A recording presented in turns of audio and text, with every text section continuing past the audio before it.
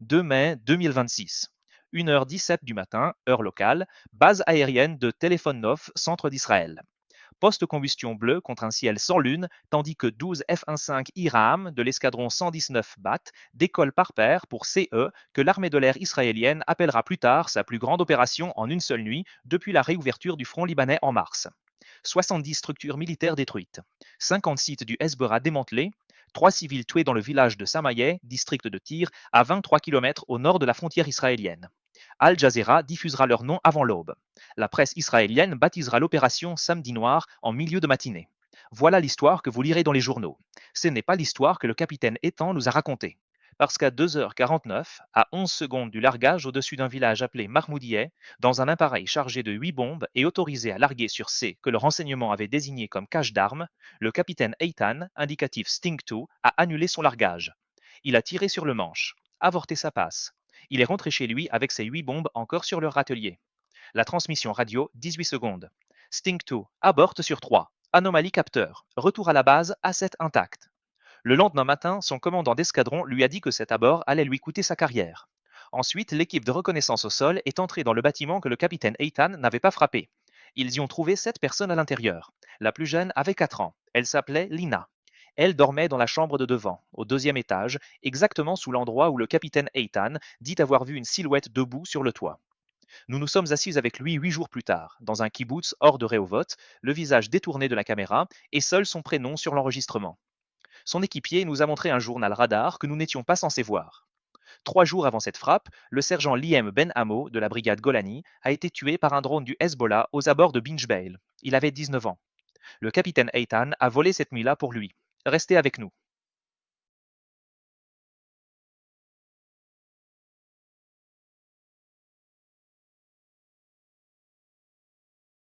Vous pouvez m'appeler Eitan. C'est mon véritable prénom. Mon nom de famille, je le garde, parce que je suis encore en service actif, et le commandant d'escadron a accepté que je parle uniquement, à condition que mon nom de famille ne sorte pas de cette pièce. J'ai 32 ans. Je suis dans l'armée de l'air israélienne depuis 8 ans. Je suis sur F-15I Raham. C'est la version frappe à long rayon d'action, celle que nous avons construite avec McDonnell Douglas pour les cibles profondes, depuis 2024. Je suis capitaine. Je vole avec l'escadron 119 basé à Tel Nof. Nous nous appelons l'escadron Bat, la chauve-souris. Nous sommes sur le front libanais depuis le 2 mars de cette année, depuis la réouverture du front 48 heures après la frappe sur Téhéran. Je suis marié à une femme prénommée Maya. Elle est médecin. Elle est interne en pédiatrie au centre médical Sheba, à Tel HaShomer, sur la rotation des urgences.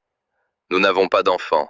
Nous essayons. La clinique de fertilité se trouve au 2e étage de l'hôpital où elle travaille, et elle passe devant chaque jour en allant à la cafétéria. Nous sommes mariés depuis 4 ans. Elle est la seule personne dans ma vie à qui j'ai raconté la version complète de ce que je vais vous raconter. La nuit dont je vais vous parler est la nuit du 2 au 3 mai. L'IAF l'appelle maintenant Samedi Noir. La presse israélienne l'appelle maintenant Samedi Noir. Nous ne l'avons pas appelé comme ça au briefing. Au briefing, c'était simplement Opération Veille du Nord, phase 3. Plus de 70 cibles, 12 sorties, fenêtre de 4 heures. L'autorisation est descendue du chef d'état-major de l'IAF à 21 heures. Le briefing a commencé à 22h30. Nous étions roue décollée à 1h17. Je veux vous parler de la conversation que j'ai eue avec ma femme avant de partir, parce que c'est la conversation que je rejoue dans ma tête depuis 4 jours, et je crois qu'elle compte. Nous étions dans notre appartement, à Rehovot. Notre appartement est au 4e étage d'un immeuble près de la gare. C'est un petit appartement. Nous avons 2 fenêtres. La fenêtre de la cuisine donne sur un parking. La fenêtre de la chambre donne sur l'arrière d'une synagogue. Maya préparait du thé. Elle prépare toujours du thé avant que je parte pour une sortie. Elle ne sait pas que je le bois juste pour qu'elle ait quelque chose à faire. Je bois du café noir dans la salle de briefing. Le thé, c'est pour elle. Elle m'a tendu la tasse. Elle ne m'a pas regardé. Elle a dit « Eitan, tu voles pour le Liam cette nuit ?» Elle voulait dire le sergent Liam Ben Amo, du 13e Golani. Il avait été tué le 30 avril par un drone du Hezbollah, près de Bint Jbeil. Il avait 19 ans. C'était le 17e soldat israélien tué sur le front libanais depuis mars. Il y a une liste qui circule, dans l'escadron, une liste imprimée, encore 12, que le rabbin de l'escadron imprime tous les jeudis et scotche à l'intérieur du casier de la salle de préparation. Et nous la lisons chaque fois que nous entrons. Le nom de l'IM a été ajouté à cette liste le 30 avril à 14 heures. Nous l'avons lu avant le briefing du 2 mai. J'ai dit, oui, Aouvati, pour le LIM, pour les autres, pour eux tous. Elle a dit, Eitan. Elle ne me regardait toujours pas. Sois l'homme qui rentre à la maison. J'ai dit, Besséder Maya, je serai l'homme qui rentre à la maison. J'ai bu le thé debout au comptoir. Je l'ai embrassé sur le sommet de la tête. Je suis parti à 21h55 pour la base. J'ai pris la route que je prends toujours. Rehovot, Yavne, Tel Nof. 22 minutes, pas de circulation à cette heure-là. Je me suis garé sur le parking de l'escadron. Je suis entré dans la salle de briefing à 22h25. Le briefing faisait 4 pages de paquets de cibles. 12 sorties, 4 appareils chacune, 4 cibles par sortie. Ma sortie, celle dont je menais le second élément, avait 4 cibles. La numéro 1 était un bunker de commandement du Hezbollah à Nakoura, sur la côte. La numéro 2, un silo de munitions à Yaroun, secteur central. La numéro 3, un bâtiment à Mamoudiye que le paquet de renseignements décrivait comme une cache d'armes, structure à usage mixte, empreinte civile 0. La numéro 4, un dépôt de carburant à Bint Jbeil, la même ville, la même région de collines, où l'IM était mort 3 jours plus tôt. La section renseignement était dirigée par un officier que je ne nommerai pas, qui lit les paquets à voix haute de la manière dont certains lisent la Torah le Shabbat. Il est bon, il est précis, il fait ça depuis 11 ans. Il ne s'est jamais trompé d'une manière dont j'aurais eu connaissance. La 3e cible, Mamoudiye, il l'a lu sans lever les yeux. Structure à 2 étages, maçonnerie, cache d'armes au rez-de-chaussée, confirmé UMINT par une source désignée Lambda 7. Source active depuis 91 jours, a fourni 14 cibles confirmées dans le district de tir à ce jour. Empreinte civile 0. Empreinte civile 0. Autorisation pour alargage GBU 39, retard de fusée 0,4, azimut d'impact 270, time on target 0250 plus ou moins 2 minutes. Je l'ai noté. J'ai dessiné le losange autour, comme je dessine toujours le losange autour de la 3e cible sur une sortie à 4 cibles. Je n'ai rien ressenti à ce moment-là. Je veux être honnête là-dessus. Je n'ai rien ressenti. J'ai bu le thé, j'ai bu le café. Je suis allé à la salle d'équipement. J'ai enfilé ma combinaison anti-G. J'ai pris mon casque. Je suis sorti sur la ligne à 0h50 et j'ai fait le tour d'inspection sur l'appareil 295 avec mon chef mécanicien, un homme prénommé Avi, qui est sur cet appareil depuis sa livraison, et le tour d'inspection était propre. Nous étions roue décollée à 1h17. Mon équipier était un capitaine prénommé Tomer. Nous volions ensemble depuis 16 mois. Tomer est le genre de pilote qui ne parle pas à la radio, à moins que quelque chose ne soit cassé. Il dit 10 mots par sortie. Il a été mon équipier sur 3 rotations à la frontière syrienne, et maintenant celle-ci. Je lui confie ma vie. Je vous dirai ce qu'il a vu, plus tard dans cette histoire, mais pour l'instant vous devez savoir. Tomer était sur mon aile droite, à 15 mètres, sur une route parallèle, jusque tout en haut. Nous avons franchi la frontière israélo-libanaise à 2h02, au-dessus d'un défilé entre Manara et Yifta. Nous sommes descendus à 2 9000 pour la Renine. La Méditerranée était sur notre gauche. Les montagnes du sud du Liban étaient sur notre droite. Pas de lune. La vision nocturne était bonne.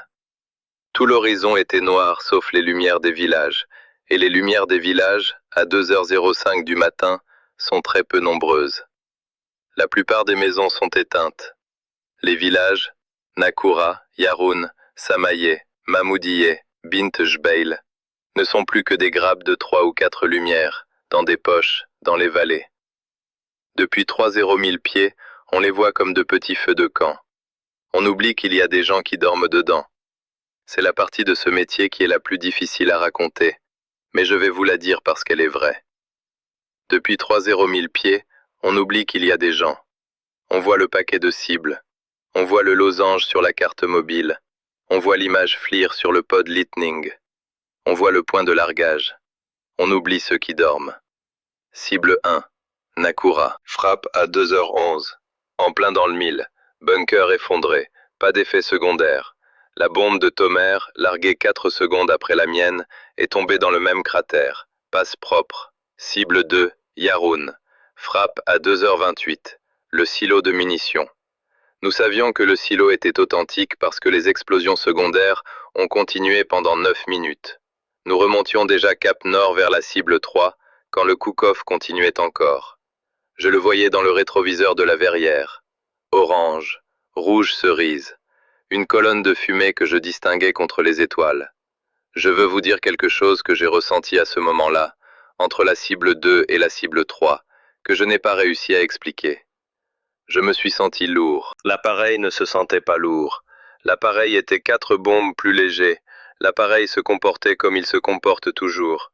Mais mon corps, dans le siège, avec le harnais en travers de la poitrine, se sentait lourd. J'ai effectué 361 sorties de combat dans ma carrière. J'ai fait ce profil de run-in exact probablement 30 fois. Je n'ai jamais ressenti ce que j'ai ressenti entre la cible 2 et la cible 3, le 3 mai. Ce n'était pas de la peur, je n'ai pas peur. L'IAF teste pour ça. On n'entre pas au 119 si on est le genre de personne qui a peur dans le siège. C'était autre chose. C'était la sensation de... Je vais utiliser le mot que Maya a employé quand je lui ai raconté cette partie, parce que c'est elle qui l'a mis en mots, et je n'en ai pas de meilleur. C'était la sensation d'être regardé. De l'extérieur de l'appareil. De toutes les directions à la fois. La sensation d'être vu par quelque chose qui savait exactement où j'étais et exactement où j'allais. J'ai vérifié le radar. Rien. J'ai vérifié le système d'alerte de menace. Rien. J'ai vérifié Tomer sur la route parallèle. Stable. J'ai vérifié mes propres instruments. Tout était nominal. Le carburant était nominal. L'inventaire des armes était nominal. Le pod était nominal. Il n'y avait rien dans le cockpit qui aurait dû me faire ressentir ce que je ressentais. Je me suis dit que c'était la fatigue. Je me suis dit que c'était le cook-off de Yarun qui jouait dans le coin de ma vision nocturne. Je me suis dit que c'était l'ombre de l'IM, le 17e nom sur la liste, le gamin de Herzliya, ce gosse que je n'avais jamais rencontré, assise quelque part sur le cockpit, à la manière dont les morts s'assoient sur le cockpit de chaque pilote de chasse qui a jamais volé une sortie de revanche. Nous avons franchi l'IP à 2h45. L'IP, initial point, pour la cible 3 est une petite ligne de crête à 3 km au sud-sud-est de Mahmoudiyeh. Nous sommes arrivés à 26 000, en descente vers 23. Le pod de désignation était déjà calé. Le losange sur la carte mobile était stable. Le point de visée était l'angle sud-est du toit d'un bâtiment de maçonnerie à 2 étages, à la lisière ouest du village, en retrait de la rue principale d'une 30aine de mètres, avec une petite cour en terre battue devant et un muret bas en parpaing autour. J'ai appelé le FLIR sur le Lightning. Je suis passé en white hot. J'ai zoomé au grossissement maximal, c'est-à-dire, si vous n'avez jamais piloté un Lightning, environ un zoom optique 15 fois sur un capteur thermique, avec environ un demi-degré de champ de vision au maximum. On peut voir la silhouette d'un homme depuis 23 000 pieds. On peut voir s'il est debout ou assis. On peut voir en bonne condition s'il tient un fusil ou un téléphone. J'ai regardé le bâtiment. Il y avait une silhouette sur le toit. Je veux vous dire exactement ce que j'ai vu. Je veux vous le dire parce que je l'ai maintenant raconté à 4 personnes différentes à l'intérieur de Tsahal, à mon commandant d'escadron, à l'officier de renseignement de l'IAF qui m'a débriefé le 4 mai, à l'aumônier Avner et à Tomer, et je leur en ai donné à chacun la même description. Mot pour mot. Je n'ai pas changé la description. Je ne la changerai pas pour vous. La silhouette se tenait dans l'angle sud-est du toit. L'angle exact où la GBU 39 allait impacter. Il était face au sud, face à moi, face à la direction d'où venait l'appareil. Il portait un long vêtement de couleur claire, blanc, dans le FLIR en white hot. Mais le FLIR était en white hot. Donc tout ce qui était plus chaud que le toit aurait montré blanc. Il était plus chaud que le toit. Le toit était à environ 17 Celsius, lui à environ 36. C'était l'objet le plus chaud du cadre. Il mesurait approximativement 1,83 m. J'estime, à partir de la proportion entre sa taille et le muret de parapet derrière lui, dont je savais par le paquet de cibles qu'il faisait 80 cm. Il était pieds nus. Je voyais la signature thermique de ses pieds sur le toit très clairement. Une empreinte de tuile chaude sous chaque pied. Le genre d'empreinte de conduction qu'on n'obtient que de peau en contact direct avec une surface plus froide pendant plus de quelques secondes. Il se tenait là depuis un moment. Il n'était pas nouveau à cet endroit. Ses cheveux étaient foncés, courts. Il ne bougeait pas dans le vent. Il y avait du vent cette nuit-là, 6 nœuds d'ouest. Mais ses cheveux ne bougeaient pas. Je ne sais pas quoi faire de ce détail. Je vous le donne parce qu'il est vrai. Sa barbe était courte, taillée, pas longue. Pas le genre de barbe qu'on voit sur un combattant du Hezbollah ou sur un prédicateur salafiste. Le genre de barbe qu'un homme qui travaille porte parce qu'il n'a pas envie de se raser tous les matins. Il a levé sa main gauche, lentement, paume vers le haut, comme un homme qui dirait « Attendez », comme un homme qui dirait « Arrêtez ». Et sur l'intérieur de son poignet gauche, à l'endroit où la paume rejoint l'avant-bras, il y avait un point circulaire, plus froid que le reste du poignet, d'environ 2 degrés, une tache ronde, froide, de la taille d'une pièce de monnaie. Je veux que vous compreniez ce que cela signifie dans le FLIR. Une cicatrice ancienne, refermée, où le derme s'est épaissi et où les petits capillaires ont été remplacés par du tissu fibreux, à une perfusion plus faible que la peau alentour. Elle apparaît plus froide en infrarouge thermique. Exactement de la valeur que je voyais. 2, peut-être 3 degrés Celsius. Une tache ronde, froide sur l'intérieur du poignet, exactement de la taille et de la forme d'une pièce de monnaie. Sur un homme debout sur un toit du sud du Liban, à 2h47 du matin, levant la main vers un F-15I qui arrivait. J'étais assis dans le siège, je ne respirais plus. Je ne bougeais pas la main sur le manche. Le bouton de largage était sous mon pouce droit. Le point de largage était à 12 secondes. Il a regardé l'objectif. Je veux être très précis là-dessus, parce que je suis pilote depuis 11 ans, et j'ai regardé des milliers d'images FLIR, et cela ne m'était jamais arrivé. Il a tourné la tête, lentement, délibérément, de la manière dont un homme tourne la tête quand il sait qu'il est observé, et qu'il veut que celui qui l'observe sache qu'il sait. Et il a regardé l'objectif de mon pod de désignation. Depuis 23 000 pieds, à travers un zoom optique 15 fois, depuis une distance d'environ 7 000 nautiques en distance inclinée. Il m'a regardé, ses yeux, même dans le FLIR White Hot, où les yeux apparaissent comme de petits points noirs parce que la cornée est plus froide que le visage qui l'entoure, ses yeux n'apparaissaient pas comme des points noirs. Ils apparaissaient comme de petits points brillants, plus chauds que le reste de son visage, plus chaud que ses joues, plus chaud que son front, plus chaud que le sommet de son crâne. 2 points chauds, là où les yeux auraient dû être. La télémétrie du pod a tout enregistré. J'ai demandé une copie de l'enregistrement. L'IAF ne me l'a pas remise. Je ne pense pas qu'ils me la remettront. L'aumônier Avner m'a dit, en off, que l'enregistrement existe, qu'il a été visionné par 3 officiers d'un grade supérieur à colonel, et que la conclusion officielle est artefact de compression sur le capteur IR, source inconnue, ne pas diffuser plus largement. Avner n'est pas le genre d'homme qui ment à un capitaine dans son propre escadron. À 2h49, 11 secondes avant le largage, j'ai tiré sur le manche. Je veux vous dire ce que j'ai dit à la radio, parce que l'appel radio a été retranscrit, et la transcription est dans le rapport de débriefing officiel. Et vous pouvez le vérifier si jamais vous avez accès à une bande de mission du 119 du Samedi Noir. J'ai dit « Israel Center Sting 2, abort sur 3, anomalie capteur, retour à la base, asset intact. 18 secondes, c'est toute la transmission. Israel Center est revenu en 4 secondes. Le contrôleur, je ne le nommerai pas, mais c'était un commandant, et il était bon, et il était calme, a dit « Sting 2, copie votre abort. Sting 3 est fort. Votre cible 3 est réassignée. Sting 2, retour à la base. Montez à Angels 350. Contactez Telnov Tower sur 273,5. J'ai monté.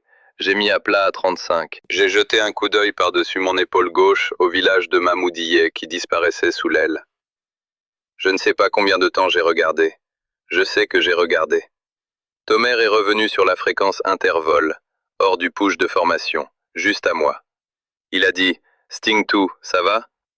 J'ai dit « Ouais, ramène-moi à la maison. » C'est tout ce qu'on s'est dit sur cette fréquence pour le reste du vol. Nous avons atterri à Tel Nof à 4h18. Les ingénieurs de vol sont sortis et ont regardé leur atelier à bombes. Ils ont compté 8 bombes. Ils m'ont regardé. Ils n'ont rien dit. Le chef mécanicien Avi m'a regardé. Il n'a rien dit non plus. Je suis descendu de l'échelle. Je suis entré dans le bâtiment de l'escadron. J'ai laissé tomber mon casque sur le bureau de la salle de préparation. Je me suis assis dans mon fauteuil, devant mon casier, et je n'ai pas bougé pendant environ 20 minutes. L'officier de renseignement, le même qui avait lu le paquet de cibles, est entré à 5 heures et m'a demandé si je voulais faire le débriefing maintenant ou le matin. J'ai dit le matin. Il a dit d'accord. J'ai roulé jusqu'à la maison. Je suis arrivé à 5h50. Maya était réveillée. Elle était assise à la table de la cuisine avec la lampe allumée. Elle m'avait attendu. Elle ne m'attend pas toujours. Cette nuit-là, elle m'avait attendu. Je me suis assis en face d'elle. J'ai dit « J'ai vu quelqu'un, sur le toit de la cible. » Elle a dit « Qui ?» J'ai dit « Je ne sais pas, mais ce n'était pas un ennemi. » Elle ne m'a rien demandé d'autre pour le reste de la matinée. Elle m'a fait des œufs. Elle m'a mis au lit à 6h15.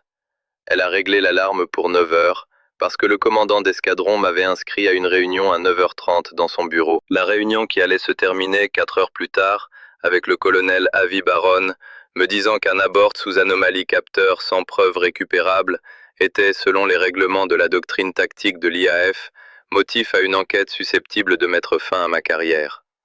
Il n'était pas en colère. Il était triste. Le genre de tristesse qu'a un commandant quand il croit qu'un pilote qu'il aime vient de jeter aux orties 8 ans d'entraînement à cause d'une hallucination. Il m'a regardé longtemps avant de le dire. Et puis il l'a dit. « Eitan, tu sais que ça pourrait te coûter. » J'ai dit « Je sais, mon colonel. » Je suis sorti de son bureau à 13h14. J'ai descendu le couloir de l'escadron. Je me suis arrêté à la fenêtre du fond.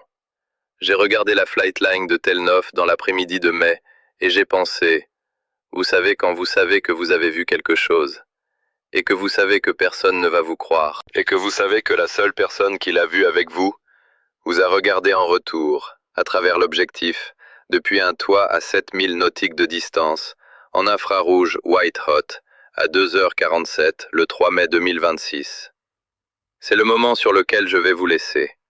La fenêtre au bout du couloir de l'escadron. Tel Nof dans l'après-midi. Moi avec ma veste de vol sur le bras, sachant. Je veux m'arrêter ici.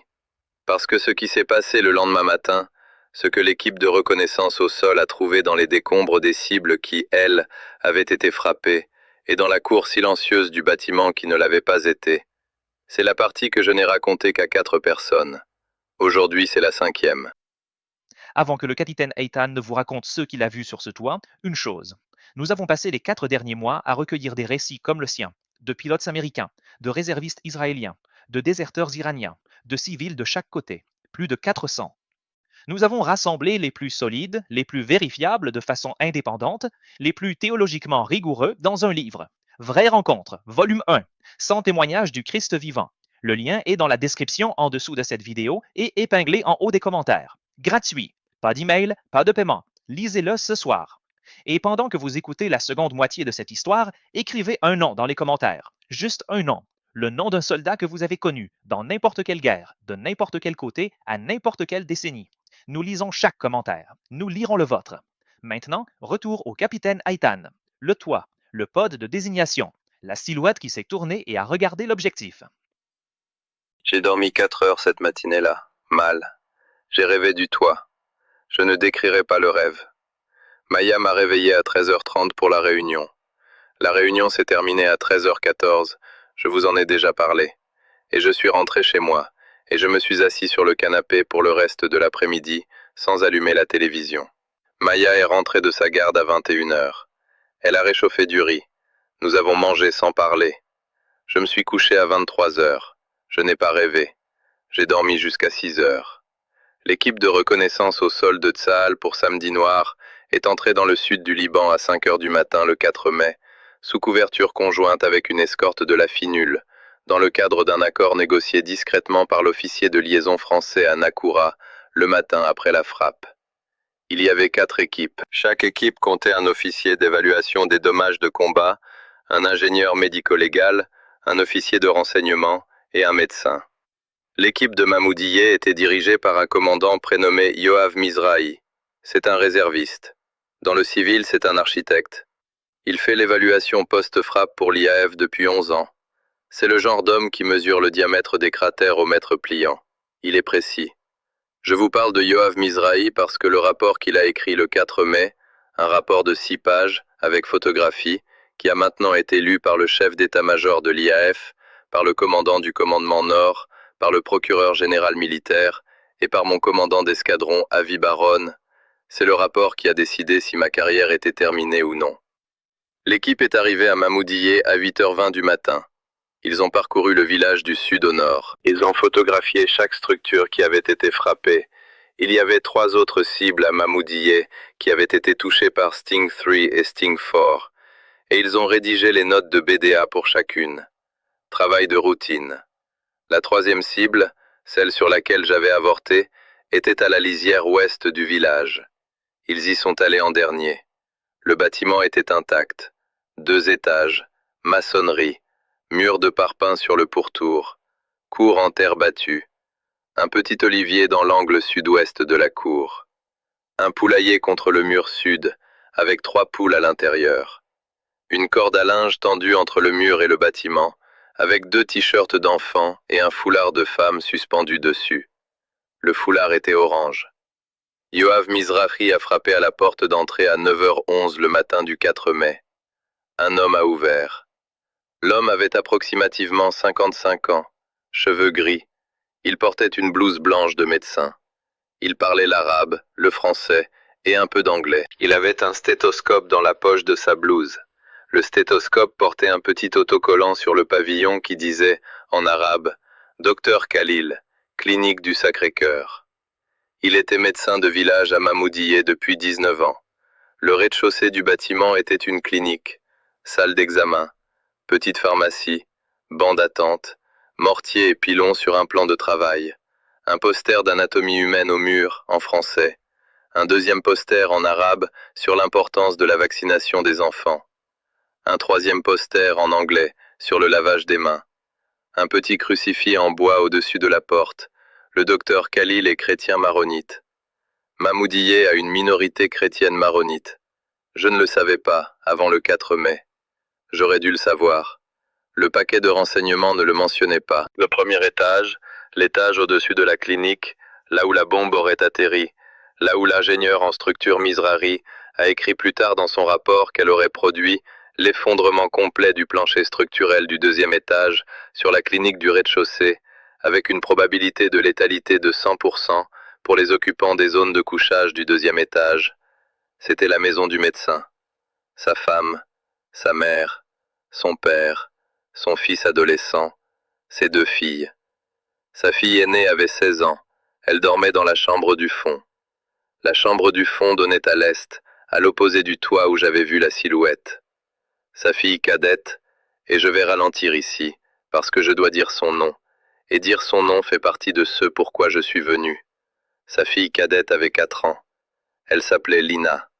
Lina Khalil. Elle dormait dans la chambre de devant. La chambre de devant était sur le côté ouest du 2e étage. Le côté ouest du 2e étage est le côté qui a un toit plat au-dessus. Le toit plat a un angle sud-est.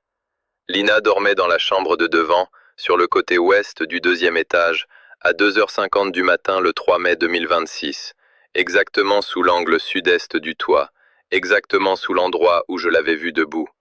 Yoav Mizrahi et le médecin se sont assis sur le perron de la clinique pendant 1 heure. Le médecin a apporté du thé.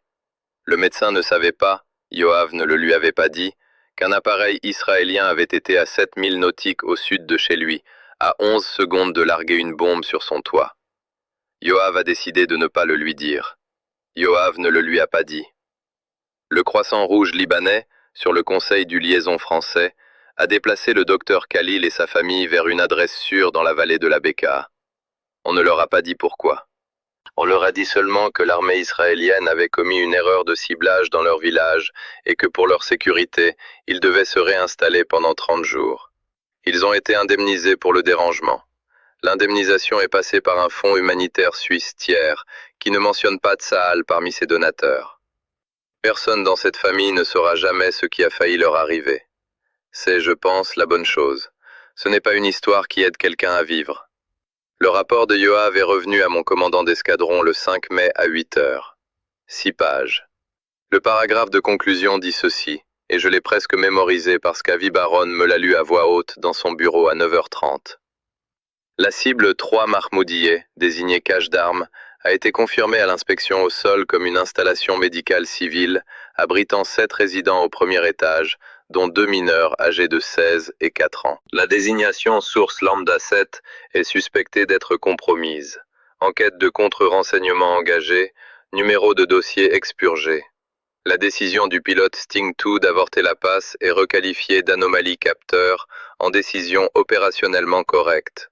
Aucune action disciplinaire recommandée. Éligibilité à une citation à l'étude. Avi a fini de lire. Il a posé le papier sur son bureau. Il m'a regardé. Il a dit « Eitan, tu as sauvé 7 vies. Je vais retirer l'accusation d'insubordination. À compter de cet instant, tu es réintégré au statut de vol sans restriction. L'enquête sera close en fin de journée. » J'ai dit « Mon colonel. » Il a dit « Parle-moi. » J'ai dit « Je ne sais pas quoi dire, mon colonel. » Il a dit « Eitan, tu étais le seul pilote de la sortie qui est avorté. Samaye était une vraie cache d'armes du Hezbollah, et 3 civils du bâtiment d'à côté ont été tués par les explosions secondaires. 3 civils, une grand-mère et 2 enfants. Sting 5 et Sting 6 font l'entretien formel avec le MAG en ce moment même. Ils ont tout fait correctement. Ils ont suivi le paquet. Le renseignement était correct, les explosions secondaires étaient imprévues, et 3 personnes sont mortes. Ils ont tout fait correctement. J'ai dit, mon colonel. Il a dit, et tu étais le seul pilote de toute l'opération qui, contre le paquet, contre le renseignement, contre 8 ans d'entraînement qui te disent de faire confiance à la cellule, a dit non. Pourquoi toi? Je suis resté assis dans son bureau longtemps avant de répondre. Il m'a laissé rester. C'est un bon commandant. J'ai dit, mon colonel, j'ai vu un homme sur le toit. Il a levé la main. Il avait une cicatrice au poignet. Je l'ai vu à travers le FLIR. J'ai vu ses yeux. J'ai avorté parce que je savais, avec tout ce que j'avais en moi, que si je larguais, je tuerais lui et tous ceux qu'il protégeait. Je n'ai pas de meilleure réponse à vous donner que celle-là. J'en cherche une depuis 48 heures. Avi m'a regardé. Il a dit, « Eitan, avez-vous été élevé religieusement ?» J'ai dit, « Non, mon colonel. Mon grand-père l'était. Mon père était laïque. J'ai été élevé laïque. J'allume des bougies le vendredi parce que Maya aime ça. » Il a dit, « Avez-vous, à un moment de votre vie, avant le 3 mai, cru en quelque chose en dehors de vous-même ?» J'ai dit, « Non, mon colonel. » Il m'a regardé longtemps. Il n'a rien dit. Il s'est levé. Il a fait le tour de son bureau. Il s'est assis sur le bord du bureau. Il a regardé le sol. Il a dit, doucement, sur un ton de voix que je ne lui avais pas entendu en 3 ans de service sous ses ordres. J'ai lu 14 rapports ces 6 dernières semaines venant de troupes au sol du commandement Nord qui disent des choses qu'ils ne devraient pas dire. De Golani, de Givati, des Paras, du Génie, de 3 aumôniers de bataillons différents qui ont commencé des carnets informels. Il y a un sergent du 13e Golani, un gamin de Herzliya appelé Liem Ben Amo, qui a été tué il y a 3 jours, dont la mère vient de raconter à une journaliste de Yediot que son fils avait vu le même genre de choses dans un poste de combat aux abords de Bint Jbeil le 20 avril. La journaliste m'a appelé hier soir pour confirmation. Je ne lui en ai donné aucune. Mais j'ai lu le rapport. Je les ai tous lus. Eitan. Il a levé les yeux vers moi. Il a dit « Je crois que tu es le premier désert. Je crois qu'il y en aura d'autres. Je n'écrirai cela dans aucun document officiel. Mais je veux que tu saches que j'ai lu ton débriefing et que j'ai lu le rapport de BDA et que je ne crois pas que ce soit une anomalie capteur. Je crois que tu as vu ce que tu as vu. Je ne vais pas te clouer au sol. Je vais te garder en vol. Et je vais te dire, en off, dans ce bureau, que je suis très heureux que tu sois rentré. J'ai dit, mon colonel. Je me suis levé. Je suis sorti. J'ai fermé la porte derrière moi. J'ai descendu le couloir jusqu'à la même fenêtre du bout du bâtiment de l'escadron où je m'étais tenu la veille, et j'ai regardé la flight line de Telnof dans le soleil du matin, et je me suis mis à pleurer. Pour la première fois depuis la mort de mon grand-père en 2014, j'ai pleuré debout à une fenêtre dans un couloir d'escadron, avec une veste de vol sur le bras et un indicatif sur la poitrine, et une femme à la maison qui n'avait pas encore été informée que l'accusation avait été retirée. C'était le 5 mai, 9h52 du matin. Je veux vous dire ce que Tomer m'a dit cet après-midi-là. Tomer est mon équipier.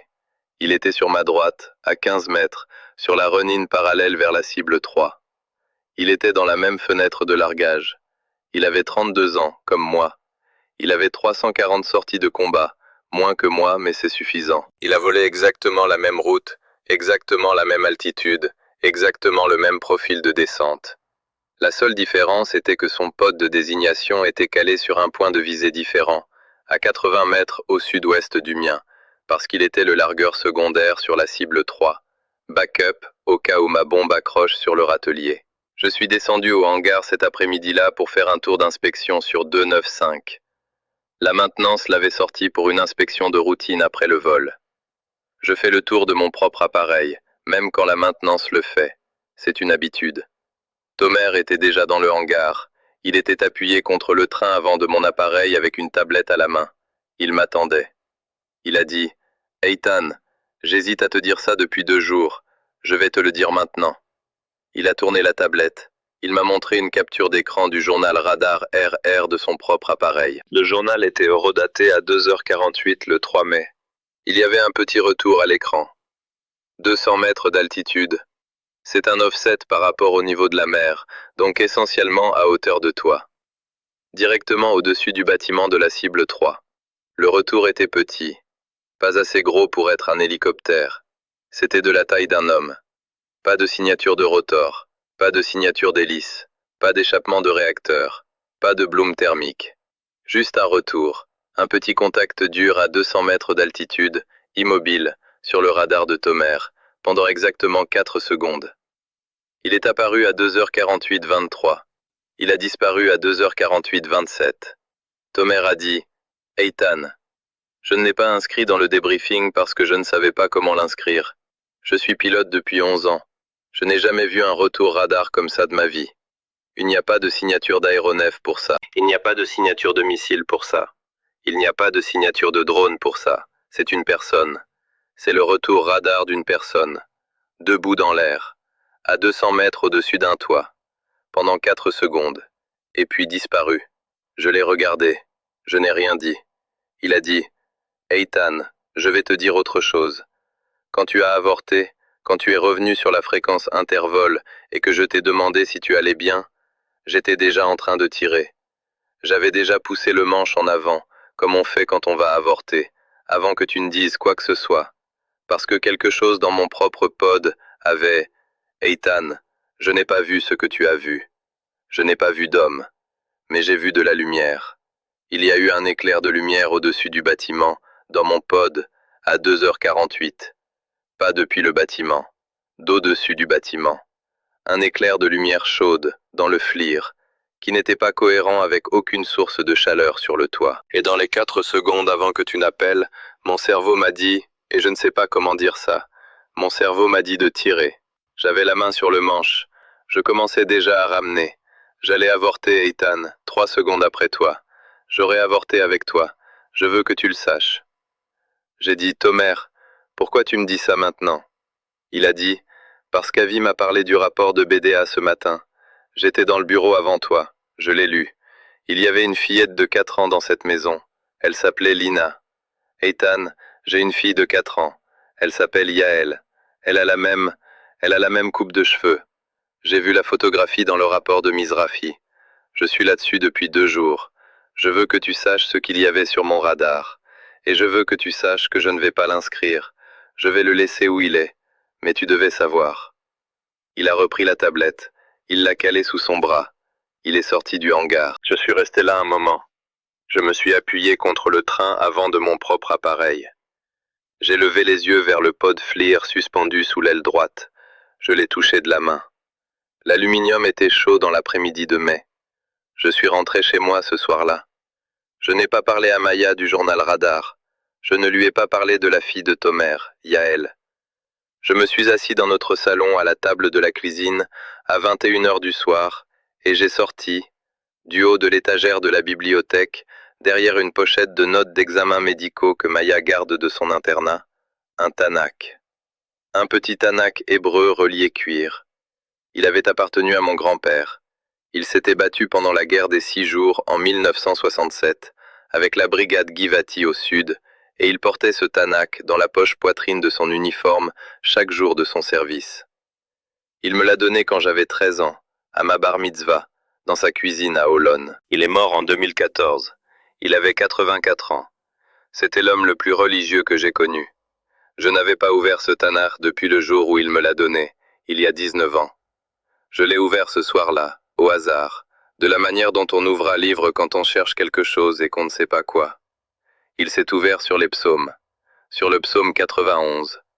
Je l'ai lu en hébreu, lentement, de la manière dont mon grand-père le lisait le vendredi soir, quand j'étais enfant, et qu'il s'asseyait au bout de la table à Holon et lisait les prières d'une voix que je ne comprenais pas à l'époque, mais que j'ai pu entendre toute ma vie, au fond de ma tête. J'ai lu le verset 11. Ki malacha vitsavelach, lishmorsha bechol drachesha. Car il ordonnera à ses anges de te garder dans toutes tes voies. J'ai refermé le Tanakh. Je suis resté assis à la table. J'ai pensé à Lina Khalil, endormie dans la chambre de devant, au 2e étage, avec un toit au-dessus d'elle, avec un homme sur ce toit, avec une main levée, avec une cicatrice à l'intérieur du poignet.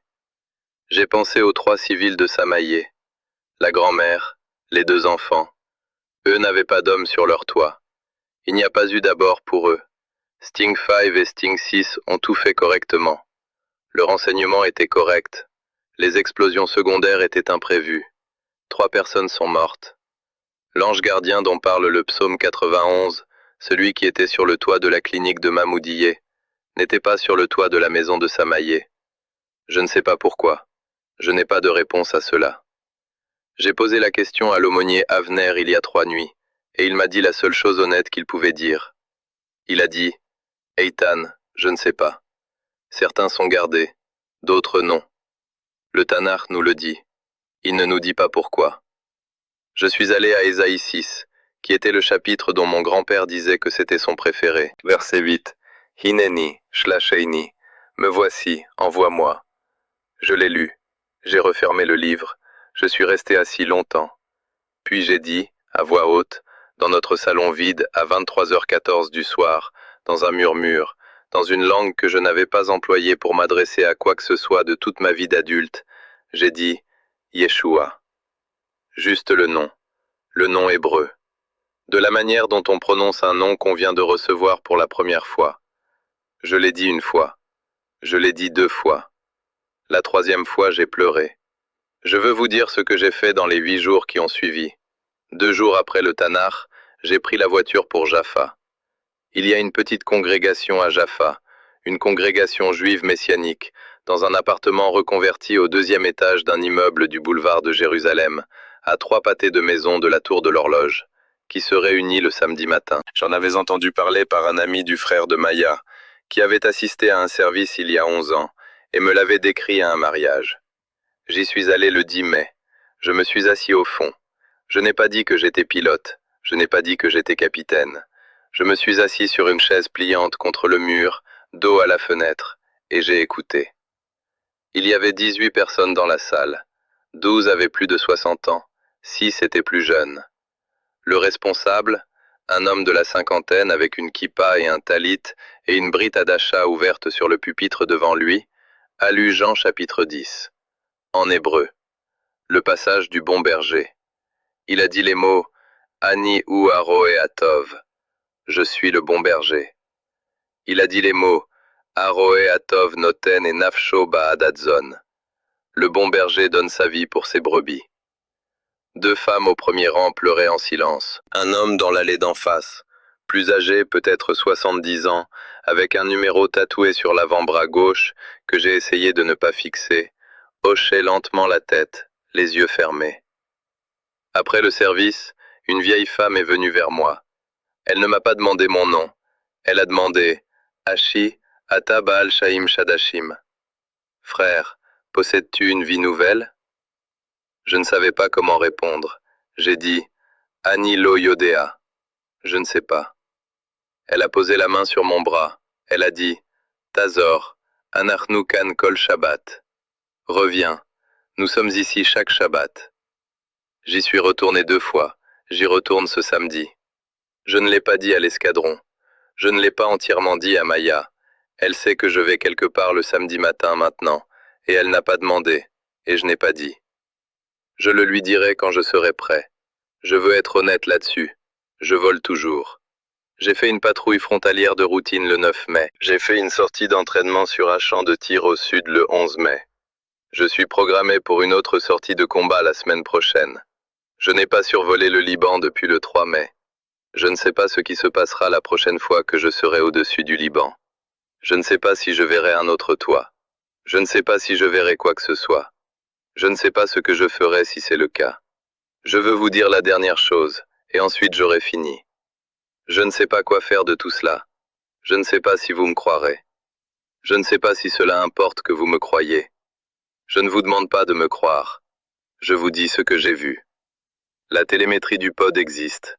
Le journal Radar existe. Le rapport de BDA existe. Le médecin et sa femme et sa mère et son père et son fils adolescent et ses 2 filles, y compris une fillette de 4 ans nommée Lina Khalil, qui dormait dans la chambre de devant du 2e étage d'une clinique à la lisière ouest de Mahmoudiyeh, la nuit du 2 au 3 mai 2026. Ils existent. Ils sont vivants ce soir. Ils sont dans la vallée de la Beka. Ils dînent. Ils ne me connaissent pas. Ils ne savent pas qui je suis. Ils ne savent pas que j'ai failli les tuer. Ils ne le sauront probablement jamais. C'est juste. C'est, je pense, comme cela doit être. Mais je veux que vous le sachiez. Je ne sais pas comment ils connaissaient cette famille. Je ne sais pas comment ils savaient que Lina avait 4 ans. Je ne sais pas comment ils connaissaient son nom. Je suis certain qu'ils les connaissaient.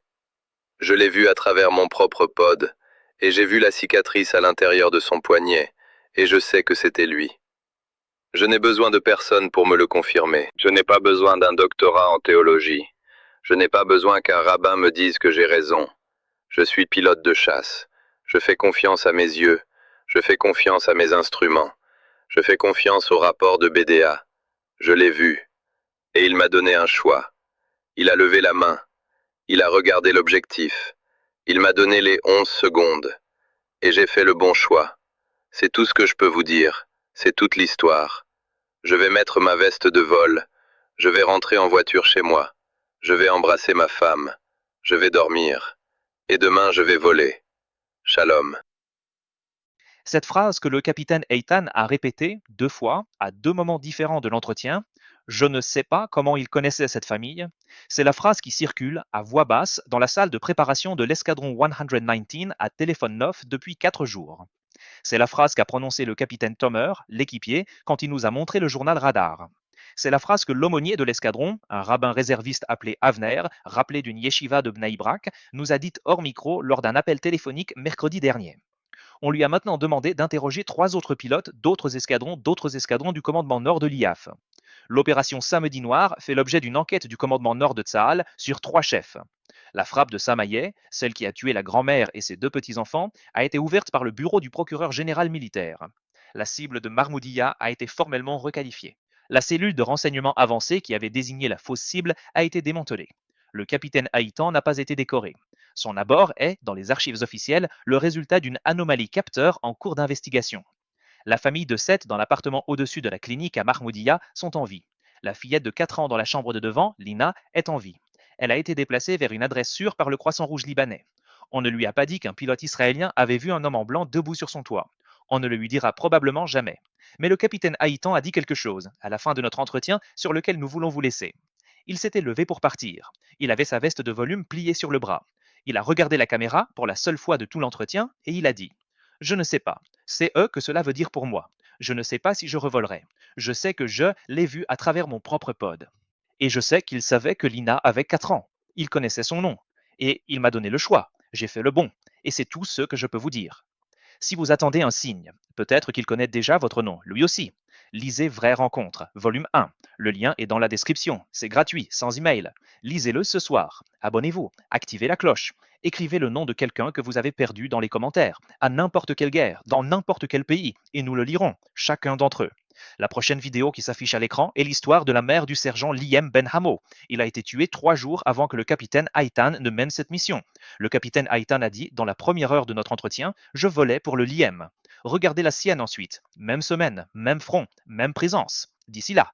De la part de toute notre équipe, de la part du capitaine Etan, de la part d'une clinique de Mahmoudia qui tient encore debout ce soir, Shalom. Nous vous y verrons.